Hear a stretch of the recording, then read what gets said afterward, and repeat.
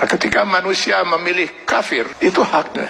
Maka Allah berikan kebebasan sepenuhnya kepada manusia yang memilih kafir untuk menjalani kehidupan ini semau dia, semau hawa nafsu dia. Allah berikan kebebasan sepenuhnya. Silakan baca di dalam Al-Quran atau di dalam hadis Rasulullah SAW. Tidak akan pernah kita temukan satu ayat, satu hadis di mana Allah mengatur kehidupan orang kafir. Orang kafir diberi kebebasan sepenuhnya, mau berbuat apapun di dunia ini. Tinggal dia harus menanggung resiko pilihannya itu di akhirat nanti. Tapi kepada mereka yang memilih beriman, hilang sudah kebebasan ini sepenuhnya. Karena seorang mukmin, dia dituntut untuk Islam. Akar katanya adalah aslama, berserah diri. Yang beriman kepada Allah, dia harus menyerahkan dirinya sepenuhnya kepada Allah. Sepenuhnya dia siap untuk diatur hidupnya oleh Allah Subhanahu wa Ta'ala. Tanpa lagi dia mempergunakan akalnya untuk bertanya, mengapa Allah wajibkan saya berbuat ini, kenapa Allah haramkan saya melakukan ini. Kalaupun pertanyaan itu muncul dalam dirinya, maka keimanan dia akan menjawab, saya lakukan ini karena Allah perintahkan, dan saya tinggalkan hal ini karena Allah melarangnya. Itu jawaban seorang mukmin. Dia tidak akan berusaha mencari ilah hukum, alasan hukum, apa manfaatnya, apa hikmahnya. Karena keimanannya akan mengatakan, semua yang diperintahkan Allah pasti ada manfaatnya, dimengerti atau tidak dimengerti oleh akal dia. Semua yang dilarang Allah pasti ada mudaratnya. 14 abad umat Islam tidak pernah mengerti bahwa dalam daging babi itu terdapat cacing pita. Cacing pita baru ditemukan di akhir abad 18 Masehi. Apakah umat Islam selama 14 abad itu makan daging babi? Tidak. Setiap yang dilarang oleh Allah pasti ditinggalkan oleh seorang mukmin. Maka seorang mukmin harusnya siap untuk mengislamkan dirinya secara penuh, secara utuh, secara kafah. Maka kepada orang yang memilih beriman itu Allah menyeru, ya ayyuhallazina amanu dukhulu fis-silmi kafah.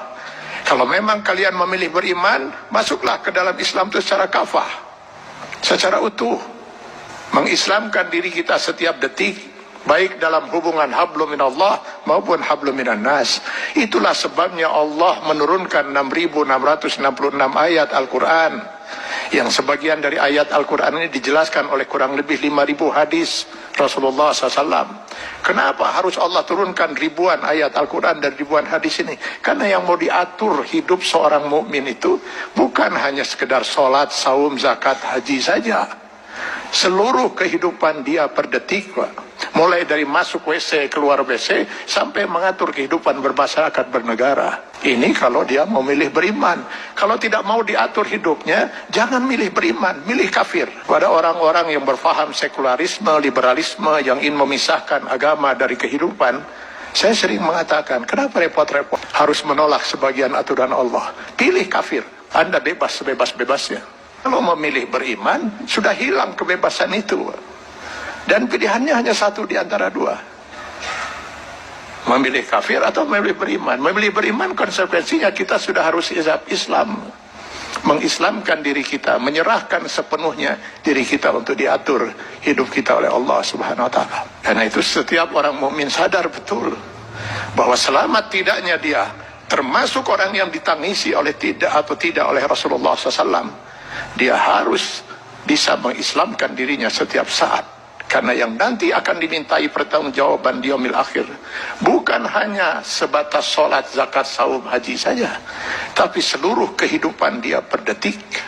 Mudah-mudahan ini bisa menjadi bahan muhasabah bagi kita semua. Kita islamkan diri kita secara kafah dalam batas kemampuan yang mampu kita lakukan. Karena Allah tidak akan menuntut kita di luar kemampuan kita. Semoga kita bukan termasuk orang yang ditangisi oleh Rasulullah SAW.